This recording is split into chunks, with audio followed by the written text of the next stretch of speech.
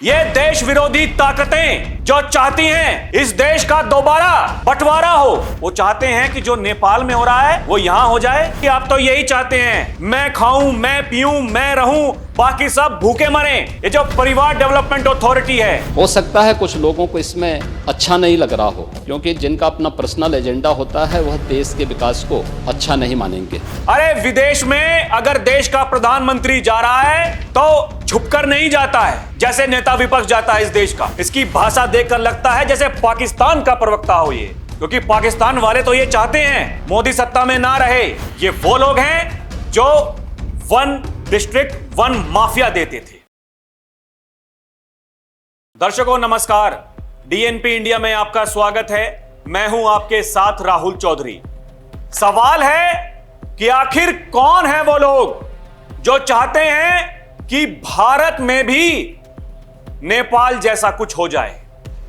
सवाल है कि आखिर कौन है वो लोग जो चाहते हैं इस देश में संघर्ष करवाकर सामाजिक ताने बाने को छिन्न भिन्न किया जाए। सवाल है कि आखिर कौन है वो लोग जो चाहते हैं कि भारत कभी विकसित नहीं बन पाए। सवाल बहुत हैं दर्शकों, और यही इस देश में रहने वाले लोग ये सवाल पूछ रहे हैं कि कैसे कुछ लोगों की मानसिकता ऐसी हो सकती है कि वो ये चाह रहे हैं जो भारत के पड़ोसी जो देश है, जो कुछ वहां हो रहा है, ये जो म्यांमार से जिसकी शुरुआत हुई, श्रीलंका, बांग्लादेश, नेपाल, अब लोग चाहते हैं कि वो भारत में भी हो जाए। ये यही इस देश में रहने वाले कुछ राजनेता हैं दर्शकों। अब उनके बारे में क्या कहा जाए। ये देश विरोधी ताकतें जो चाहती हैं इस देश का दोबारा बंटवारा हो, किस आधार पर। आपको याद होगा योगी आदित्यनाथ हमेशा यह कहते हैं, उत्तर प्रदेश के मुख्यमंत्री, हमें सावधान होना पड़ेगा। ऐसे असामाजिक तत्व जिनकी मंशा वही है जो औरंगजेब की थी। औरंगजेब यही चाहता था, कैसे इस देश के सामाजिक ताने बाने को छिन्न भिन्न किया जाए। लेकिन ऐसे लोग आज भी हैं जो सत्ता से दूर हैं, सत्ता में आना चाहते हैं, लोकतांत्रिक लड़ाई करके देख चुके हैं, कुछ हासिल नहीं हो रहा है, अब इस तरह की भाषा का प्रयोग कर रहे हैं। वो चाहते हैं कि जो नेपाल में हो रहा है वो यहां हो जाए। आखिर इस देश में जो रहने वाले लोग हैं उनकी ऐसी मानसिकता कैसे हो सकती है। क्या इनको देश विरोधी ताकतें ना कहा जाए। और ये मैं अपने मन से नहीं कह रहा हूं दर्शकों, नेताओं की बयानबाजी मैं वो आपको बताने वाला हूं। वो किस पार्टी का नेता है, किसके इशारों पर यह सब कुछ बोल रहा है। लेकिन आगे बढ़ने से पहले दर्शकों एक बार यह देखिए, ये कौन लोग हैं जो नहीं चाहते हैं कि भारत कभी विकसित बने। अखिलेश यादव ने कहा हमारा देश कभी विकसित भारत नहीं बन सकता। उत्तर प्रदेश के मुख्यमंत्री योगी आदित्यनाथ ने भरी विधानसभा में वो पेपर की कटिंग ये दिखाई थी, ये देखिए। इसीलिए कहते हैं योगी, भारत आज दुनिया की एक बड़ी अर्थव्यवस्था के रूप में आगे बढ़ रहा है। हो सकता है कि कुछ लोगों को अच्छा नहीं लग रहा हो, क्योंकि जिनका अपना पर्सनल एजेंडा होता है वो देश के विकास को अच्छा नहीं मानेंगे। और ये कौन नहीं जानता, सबसे तेजी से बढ़ती हुई अर्थव्यवस्था भारत की है। हमने सबको पीछे छोड़ रखा है। इस देश की जनता जनार्दन, उसने लगातार 3 बार एक प्रधानमंत्री को चुना है, एक चुनी हुई सरकार जिसको आप नहीं हरा पा रहे हैं। अब आप इस तरह की भाषा का उपयोग करते हैं। वही तो कह रहे हैं योगी कि ये आपका जो पर्सनल एजेंडा है उसमें फिट नहीं बैठ रहा है, क्योंकि आप तो यही चाहते हैं, मैं खाऊं, मैं पीऊं, मैं रहूं, बाकी सब भूखे मरें। ये जो परिवार डेवलपमेंट अथॉरिटी है, सुनिए क्या कह रहे हैं योगी। भारत आज दुनिया की 5वीं बड़ी अर्थव्यवस्था बन चुका है और 2027 में भारत $5 ट्रिलियन की इकोनॉमी बनेगा, इसमें कोई संदेह नहीं। और दुनिया का सबसे तेजी के साथ उभरती हुई अर्थव्यवस्था के रूप में सर्वाधिक ग्रोथ रेट के साथ भारत आज दुनिया की एक बड़ी अर्थव्यवस्था के रूप में आगे बढ़ रहा है।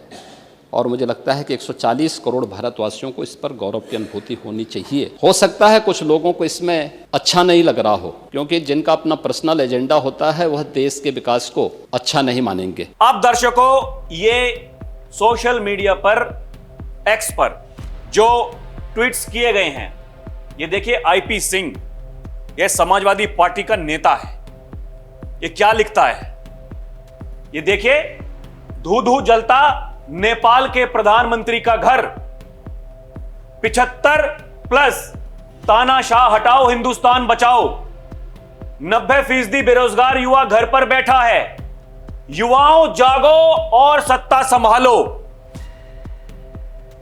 75+ तानाशाह सत्ता नहीं छोड़ना चाहता, 16,000 करोड़ के विमान से हर महीने विदेश यात्रा पर अरबों रुपए फूंकता है।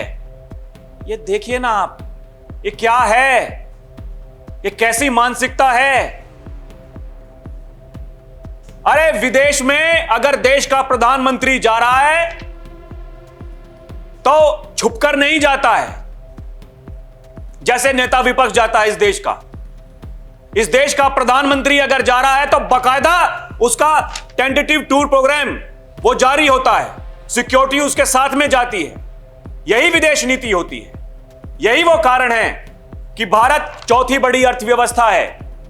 और आप कह रहे हैं युवाओं जागो, सत्ता संभालो। इसी नेता के और ट्वीट देखिए दर्शकों, ये धू धू जलती नेपाली संसद, 75 साल का तानाशाह सत्ता नहीं छोड़ना चाहता, 75 वर्ष बूढ़े मोदी को हटाओ हिंदुस्तान बचाओ।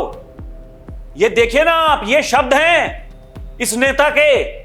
ये समाजवादी पार्टी का नेता है, इसको क्या कहेंगे आप।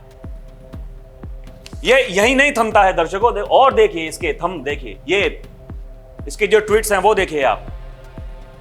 नेपाल टुडे टुमारो इंडिया, ऐसी स्थिति किसी भी देश में पैदा हो सकती है। ये क्या है, ये कह रहे हैं आज जो नेपाल में हो रहा है कल भारत में। एक और देखिए, आज से भाजपाइयों को डराने वाले सपने आएंगे, देर रात उठकर बड़बड़ाएंगे बचाओ बचाओ। 75 वर्ष का तानाशाह सत्ता नहीं छोड़ना चाहता। ये देखिए, और देखिए फिर वही नेपाल टुडे टुमारो इंडिया, जिस और जवानी चलती है उस और जमाना चलता है। देश के युवाओं छात्र छात्राओं से अपील है, कमर तोड़ महंगाई और भ्रष्टाचार और बेरोजगारी के खिलाफ कैंपस छोड़ो। ये किस मानसिकता का प्रमाण है ये, जो खुद तानाशाह है, जिसने आम लोगों का खून चूसा है, भ्रष्टाचारियों घोटालेबाजों का संरक्षक है, वो व्यक्ति नेपाल में शांति की अपील कर रहा है, जिसने लोकतंत्र को हिंदुस्तान में खत्म कर दिया। 75 वर्ष की उम्र में सत्ता नहीं छोड़ना चाहता। तूफान भारत की ओर आ रहा है, भागने की जगह नहीं मिलेगी। ये देखिए ना दर्शकों, ये क्या है, क्या कहा जाए। यही वो नेता है।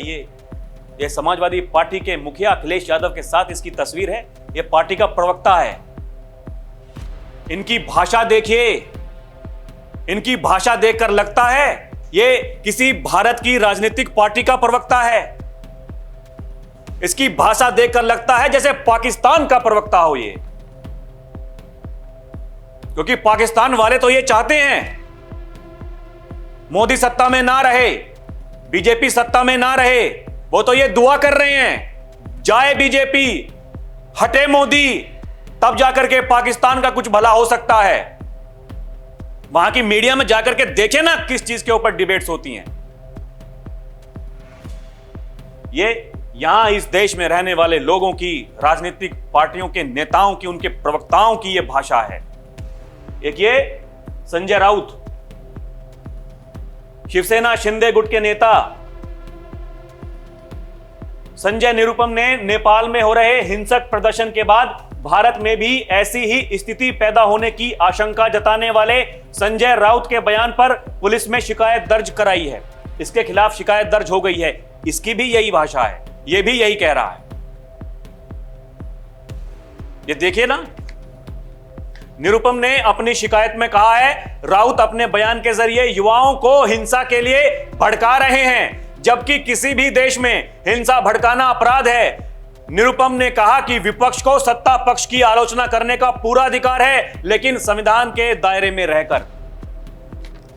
अब शिकायत दर्ज हुई है, पता नहीं क्या होगा क्या नहीं होगा। नेता हैं ये, देखिए अखिलेश यादव जी जो समाजवादी पार्टी के मुखिया हैं, जब मोहन भागवत ने बयान दिया था कि ना तो रिटायर होऊंगा ना किसी को कहूंगा, क्योंकि 75 वर्ष के मोहन भागवत हो गए, 75 वर्ष के देश के प्रधानमंत्री नरेंद्र मोदी भी हो गए।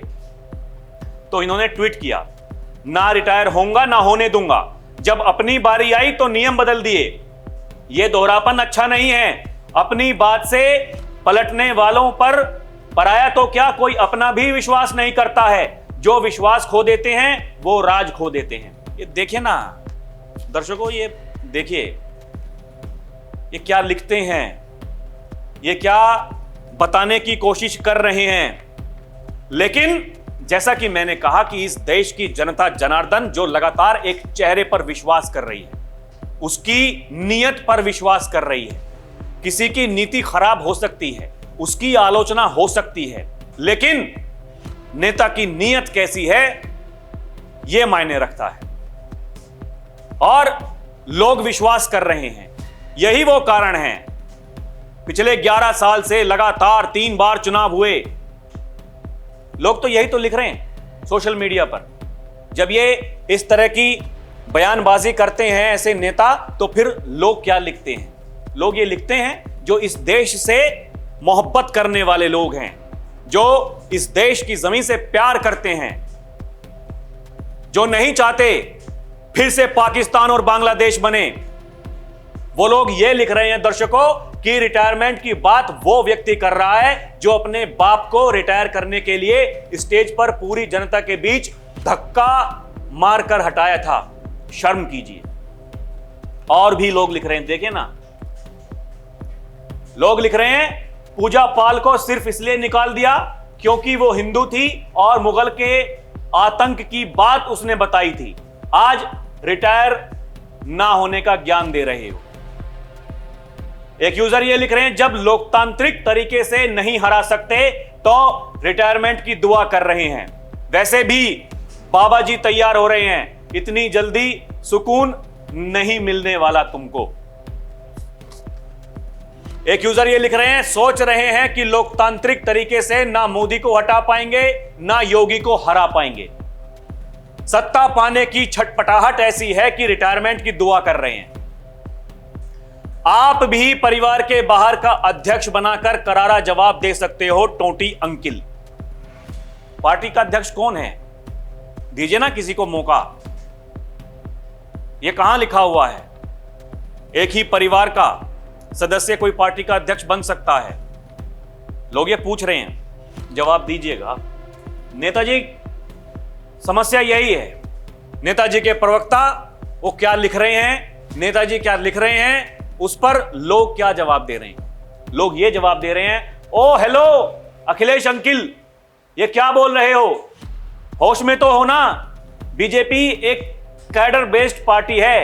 एक कैडर रिटायर होता है तो नीचे वाला कैडर उसकी जगह ले लेता है। बीजेपी आपकी तरह मुगल परंपरा यानी औरंगजेब की तरह चलने वाली पार्टी नहीं है जो जीते जी बाप को कारावास में डालकर या बाप को कुर्सी से उतारकर कुर्सी पर औरंगजेब की तरह या सऊदी अरब के सऊदी की तरह बैठ जाए। और भी लोग लिख रहे हैं, ये आप हैं अपने पिता को मंच से अपमानित करके माइक छीनकर नीचे उतार दिए कि मुख्यमंत्री मैं बनूंगा, तुम नहीं, तुम रिटायर हो जाओ। दूसरे वीडियो में पिता मुलायम सिंह खुद कह रहे हैं पूरी दुनिया में कोई भी बाप रिटायर होकर अपने बेटे को मुख्यमंत्री नहीं बनाया होगा, लेकिन मैंने बनाया। मुख्यमंत्री बनने के बाद मेरा बेटा इतना घमंडी हो गया, आज तक कभी मेरे से ना तो मिलने आता है ना फोन करके मेरा हालचाल जानता है। तो ये अपने औरंगजेब के संस्कार आप खुद देख लो। दर्शकों, योगी आदित्यनाथ यही कहते हैं, ये औरंगजेब जैसे लोग आज भी इस समाज में रहते हैं, जो इस समाज को तोड़ना चाहते हैं, जो इस देश को तोड़ना चाहते हैं। विकास उनके लिए मायने नहीं रखता। विकसित भारत, विकसित उत्तर प्रदेश की अगर बात होती है, वो उनके लिए मायने नहीं रखता। ये वो लोग हैं जो माफियाओं के सामने नाक रगड़ते थे। ये वो लोग हैं जो वन डिस्ट्रिक्ट वन माफिया देते थे। ये वो लोग हैं जब जनता जनार्दन इनको मौका देती थी तो ये केवल परिवार डेवलपमेंट अथॉरिटी के बारे में सोचते थे। विकास कैसे होगा, कैसे नहीं होगा, इन्हें कोई मतलब नहीं था। यही वो कारण है कि पहले मुगलों ने लूटा, फिर अंग्रेजों ने तबाह किया, और उसके बाद में जो कुछ बचा था, आपने उत्तर प्रदेश के युवाओं के सामने, इस देश के युवाओं के सामने पहचान का संकट खड़ा कर दिया था।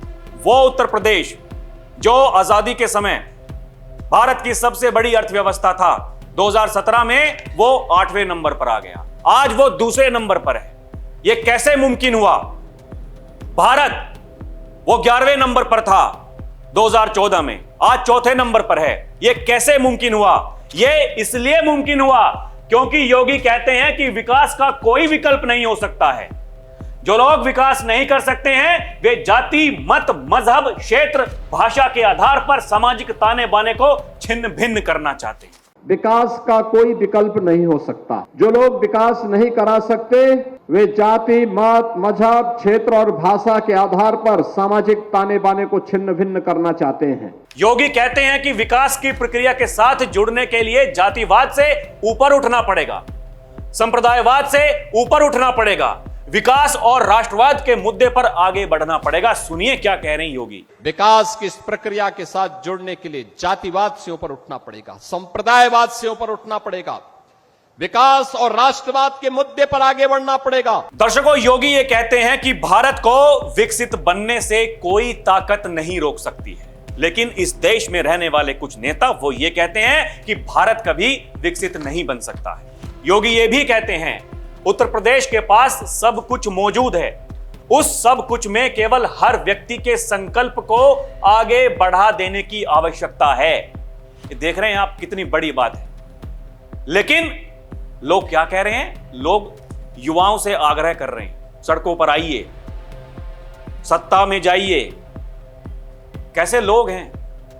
एक तरफ योगी ये कह रहे हैं हर व्यक्ति के संकल्प को आगे बढ़ा देने की आवश्यकता है। जब उत्तर प्रदेश विकसित होगा तो भारत विकसित होगा। सुनिए क्या कह रहे हैं योगी। सब कुछ हमारे पास मौजूद है, उस सब कुछ में केवल हर व्यक्ति के संकल्पों को आगे बढ़ा देने की आवश्यकता है। तो दर्शकों, एक तरफ सबका साथ, सबका विकास की बात हो रही है, जहां कोई भेदभाव नहीं, ना जाति के आधार पर, ना मजहब के आधार पर। आप जाइए और देखिए जो सरकार की जन कल्याणकारी योजनाएं हैं उसमें इस देश का अल्पसंख्यक समाज कितने फीसदी का हिस्सेदार है। सारी योजनाओं में जाकर के देखिए, आप पाएंगे लगभग 35%। किसके साथ भेदभाव हो रहा है? सवाल यही है, आप क्या चाहते हैं?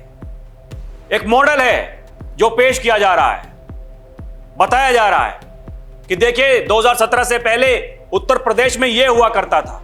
एक मॉडल है जिसके ऊपर बात की जा रही है कि देखिए 2014 से पहले भारत में क्या हुआ करता था, आज सिचुएशन क्या है। एक मॉडल है जहां यह कहा जा रहा है इस देश के युवाओं को आगे आइए, जो नेपाल में हुआ यहां भी कर दीजिए। दर्शकों, नेपाल की संसद, राष्ट्रपति भवन, प्रधानमंत्री का घर, इतने भी मंत्री हैं, उनके साथ में वहां क्या कुछ नहीं हुआ। आप नेपाल बनाना चाहते हैं भारत को? यह आपकी मानसिकता है? कैसे आपको कहें आप देश के हित में सोचते हैं? कैसे कहें? अरे चुनाव होते हैं, लोकतांत्रिक तरीका है, 27 में होंगे चुनाव। 2024 में लोकसभा का चुनाव हुआ था। वही चुनाव आयोग जिसको आप जुगाड़ आयोग बताते हैं, 37 सांसद हैं आपकी पार्टी के पास में, तीसरी बड़ी पार्टी है। आपका पूरा परिवार संसद में बैठा हुआ है, बचे कुचे वो विधायक हैं। कैसे जीत जाते हैं? तब क्या करता है जुगाड़ आयोग? ये सवाल क्यों ना पूछे जाएंगे? लेकिन बात हो रही है चेहरे पर। किसके चेहरे पर चुनाव लड़ा जा रहा है? इस देश की जनता जनार्दन वो मूर्ख नहीं है, सब कुछ जानती है। दर्शकों, आपको क्या लगता है? हमें कमेंट करके जरूर बताइएगा। अभी के लिए इतना ही। आप देखते रहें डीएनपी इंडिया, हर खबर भरोसे के साथ। नमस्कार, जय हिंद।